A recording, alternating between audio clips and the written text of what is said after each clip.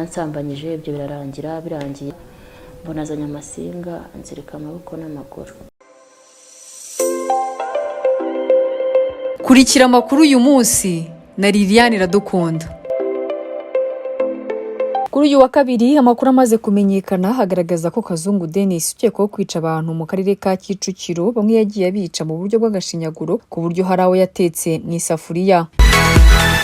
Tariki ya 5 Nzeri uyu mwaka nibwo urwego rw'igihugu rw'ubugenzacyaha RIB rwatangaje ko rwataye muri yombi Kazungu Denis akekwaho kwica abantu akabashyingura mu nzu yakodeshaga iherereye mu karere ka Kicukiro mu murenge wa Kanombe mu kagari ka Busanza mu mudugudu wa Gishikiri. Uyu mugabo uri mu kiro cy'imyaka 34 y'amavuko akimara gufatwa yemeye ko yari amaze kwica abakobwa batandukanye ndetse n'umusore. Nyuma yo gutangaza ibi kandi umuvugizi w'urwego rw'igihugu rw'ubugenzacyaha RIB yasabye abafite amakuru kuri Kazungu Denis kuyatanga kugira ngo babafashe mu iperereza. Tugiye gushaka aho atuye, gukora search gusaka aho atuye, nibwo ibyo ngibyo byamenyekanye ko hari abantu yicaga, akaba hari icyobo yari yaracukuye mu kikoni yabatabagamo. Yajyaga mu kabare akareba abakobwa bagatahana nk'abagiye kugira ibyo bakora, hanyuma akabiba, yamara kubiba akabica. Ari abatuye aho ngaho ari n'abandi bumva wenda iki kiganiro bari bazi Kazungu Denis kuko ngo yari umucuruzi hano mu mujyi, yarazwi hano mu mujyi yaracuruzaga. Bakwegera sitasiyo RIB ya Kicukiro bakaba baduha amakuru, ndetse naho yagendaga bari bamuzi, bashobora kuba bakwegera sitasiyo RIB bakaduha amakuru, iperereza rigakomeza. Nyuma yaho urwego rw'igihugu rw'ubugenzacyaha RIB rutangaje ibingibi, bamwe mu baturage bagiye batanga amakuru ndetse bamwe bifashishwa ibitangazamakuru bitandukanye barimo abakobwa bagaragaje ko bahohotewe na Kazungu Denis. Umuntu wamumuhayemo pasi nkuko ushobora kumpa pasi nyine. Kazungu baramuhaje se umuntu bita Fani uramuzi? Aravuga ati ngiye Fani ndamuzi, yaje kundeba ndamugura aragenda nk'abandi bose. John nibwo twumisha amakuru kuko hari umugabo bita Kazungu wisha abakobwa 12. Yaravuze ati hari umukobwa w'Amasaka bita Fani yishe, yarabyiyemereye. Ninjiye mu nzu, maze kwinjira mu nzu nawe arinjira, akimara kwinjira yahise akinga.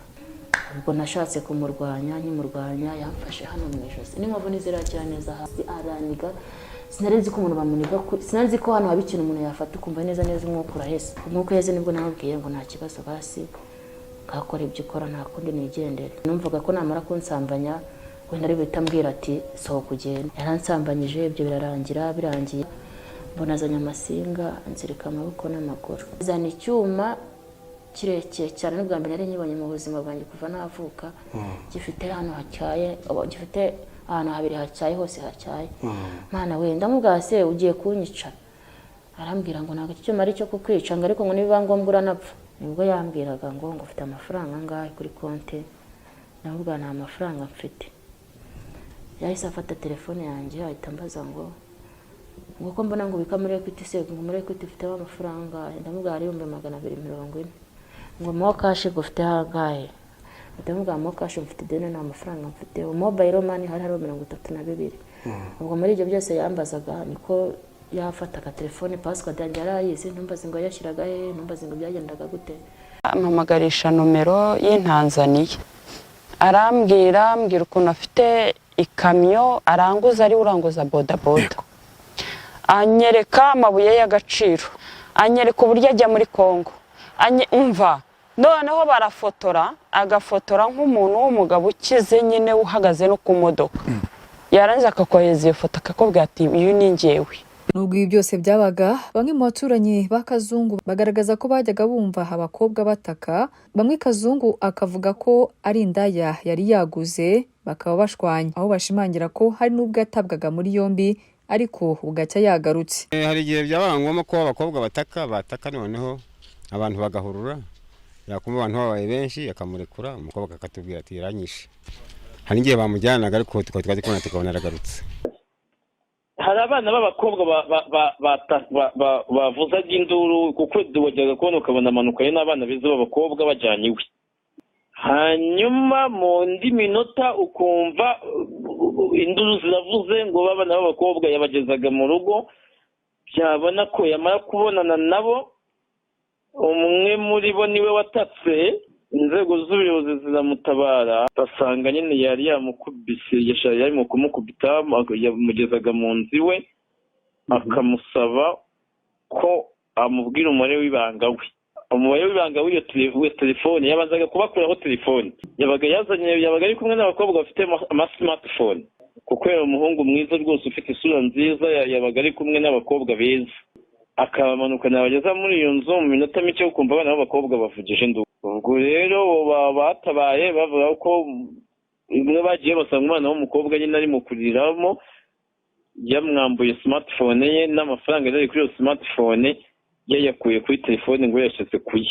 Nibyo bikorwa yakoraga. Ubwo abana bose bahajya, abakobwa bose bahazaga n'ubundi yabamburaga ama-smartphone, akabasaba n'umubare w'ibanga, bagafata amafaranga yabo bakayashyira kuri telefone ye.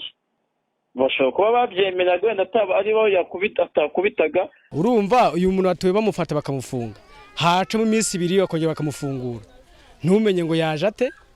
Ubwo nuko twari tumutunze. Ubuyobozi butangaza ko uyu musore uvuga ko ari imfubyi utagira aho abarizwa yakoreshaga amazina atandukanye, aho mu masezerano y'ubukode yagiranye na nyirinzu yitwaga Sewumana Eric, kuri mobile money akitwa Nshimiyimana Joseph, mu gihe imyirondoro ye nyakuri ari amazina ya Kazungu Denis. Umunsi ku wundi hakomeje kugenda hamenyekana amakuru mashya kuri dosiye y'uyu mugabo uzwi nka Kazungu Denis, aho ku itariki ya 11 Nzeri uyu mwaka urwego rw'igihugu rw'ubugenzacyaha RIB rwatangaje ko dosiye ye yashyikirijwe ubushinjacyaha nyuma yo gukora iperereza ry'ibanze ku byaha Kazungu hakurikiranyweho. Kuri ubu ubushinjacyaha bw'u Rwanda bwemeje ko bwamaze kuregera urukiko dosiye ye, ndetse urubanza kwifungwa n'ifungurwa by'agateganyo ruteganyijwe ku wa 4 mu rukiko rw'ibanze rwa Kicukiro ruherereye mu Kagarama ho mu karere ka Kicukiro.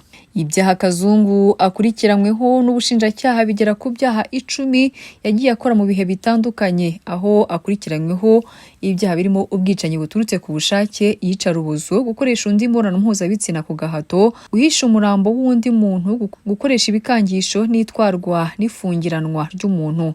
Akaba akurikiranyweho kandi ubujura bukoresheje ikiboko, icyaha cyo konona inyubako utari nyirayo, inyandiko mpimbano, ndetse no kugera mu buryo butemewe ku makuru abitswe muri mudasobwa. Mu iperereza ry'ibanze bigaragazwa ko mu cyobo Kazungu yajugunyagamo imirambo y'abamaze kwica hakuyemo 2 y'abantu bagera kuri 12. Ku rundi ruhande ariko ubwo Kazungu yabazwaga ku cyaha cy'ubwicanyi yiyemereye ko yishe abantu 14 barimo ab'igitsina gore 13 n'umuhungu umwe, ngo ariko 2 batetse mu isafuriya, akaba ariyo mpamvu batabonye imibiri yabo ubwo bakoraga iperereza. Mu gihe ibyaha akurikiranyweho yabihamwa n'inkiko, Kazungu Denis imyaka 34 y'amavuko yahanishwe igihano cy'igifungo cya burundu.